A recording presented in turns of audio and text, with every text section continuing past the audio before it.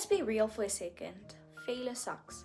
Whether let it be failing an exam, failing a friend, failing a parent, or even failing yourself. Failure still sucks. And it is very important to be real with yourself and tell yourself that, hey, I did fail, but guess what? Failure isn't the opposite of success, but it's actually part of success. Failure is when something doesn't go the way you planned for it to go or the way you hoped for. But failure is not an identity, it's an event. It's something that happens to you, not something you are. To me, failure isn't the end of the story. It's just a plot twist, a detour, a lesson. It's something that you experience, not something that defines you. And if you are failing, it means that you are trying. And honestly speaking, that is what makes you ahead of most of the people. You are trying and you still tried.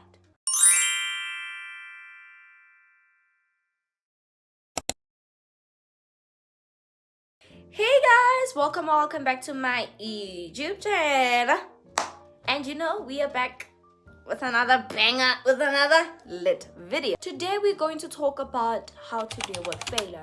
And in order for you to be able to learn how to deal with failure, you need to understand what it is and how it plays a role to your success. But before we jump straight into it, make sure to like and subscribe and comment down below how you felt about this video, obviously after you listen.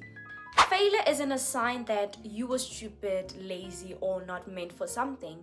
It means that you are learning. Everyone, and I mean everyone, faces failure. Whether let it be the people who mostly talk about their successes or people who talk about their losses, we all will face failing. But the only difference that sets us apart is what you do after failing. Normalize failing. Let it be part of your story. Let it be a norm to you that, oh, I didn't get what I wanted, but guess what? I can learn from it and I will start again with new knowledge. I really loved naming or labeling myself as the girl who is inspired by the fear of being average or the fear of failure. While that is still real for me because I am afraid of being a failure or being average, I am learning to take it away from my identity because that is not who I am. Either way, whether I'm afraid of it or not afraid of it, I'm still going to face failure. So what's the point of being afraid of something that I know for sure I will face? I recently got back my team to report. I was not proud of it. But what did I do? I assessed my mistakes. I assessed every single thing that I could have done better that I will incorporate into this term. And that is how you learn to normalize failure and work with it. You become best friends with failure. It's okay to cry. You need to learn to feel your failure. It's okay to cry about it, to feel like everything's crashing, to feel disappointed. But don't build your house in there. You have to feel it, then move from it. What I did was I listened to slow music. I didn't rush myself into feeling positive that, oh no, it's okay, Tirati, it's okay. Now you have to do something positive. Go, research about how to fix your mistake. No. I took a pause. I cried. I did cry. And I felt my emotions so deeply. I then went to take a nap. When I woke up, guess what? I felt so much better. I then took a pen and a paper.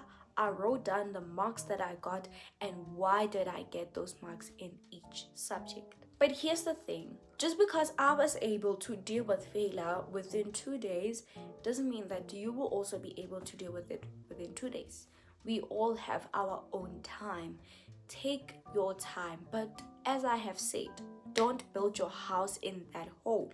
Feel it, then move, because what you are feeling is valid, but that is not what you are. Number 3, learn from failure. Failure is the biggest teacher and it is the best teacher a person could ever have. You need to ask yourself, what went wrong? What is it that I could have done better? How can I overcome this obstacle the next time? You assess and you take failure as a best friend and say, hey, what happened? Or what is it that I did wrong?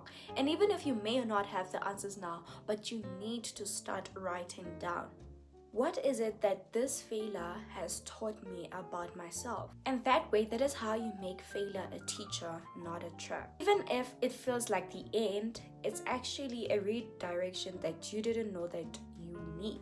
Be gentle with yourself too in the process of learning from failure.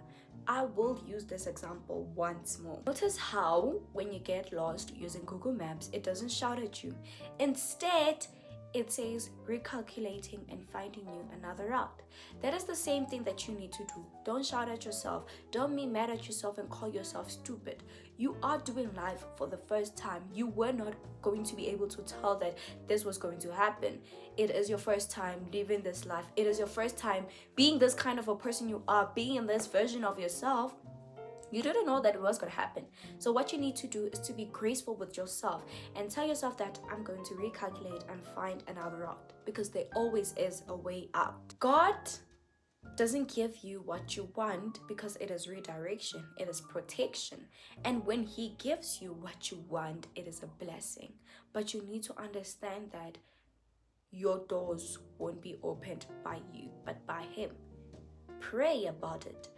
Seek his clarity, seek his direction. Even if he may not say it vocally, he will say it through his word. He will say it through other people, and he will also show it through his actions. You need to move forward, fail forward, try again with more wisdom. Even if people are watching you fail, they are not living your life. They will not pay your bills. They will not make your dreams come true. You owe it to yourself. Greatness is created in the dark, in silence, and that is when you know that you are being directed to something great. It is when you fail. They say that diamonds are created under pressure. Diamonds are found in something dark. When you will discover something great, I promise you, you will go into face a lot of failure. Let me tell you, if I didn't get the marks that I didn't expect it, I wouldn't be doing this video. Who knows? I may be talking to someone, I may be inspiring someone, and I may be giving them the push that they needed to hear. It is how God works. He makes you face something in your life so that you can be able to find greatness. You are destined for greatness. And for the fact that you keep on showing up, for the fact that he keeps on waking you up every single morning, shows that he has a plan for you. The fact that you still have breath in your lungs shows that you have a purpose in your life. People are out there still alive because they haven't fulfilled their purpose. God doesn't bring you this far only for him to leave you this far. He is with you every single step of the way, and he loves you. He will not do anything to harm you. Jeremiah 29 verse 11 says, "For I know the plans I have for you, declares the Lord, plans to prosper you and never to harm you, plans to give you a hope and a future." There he said it. He said that trust in my plan.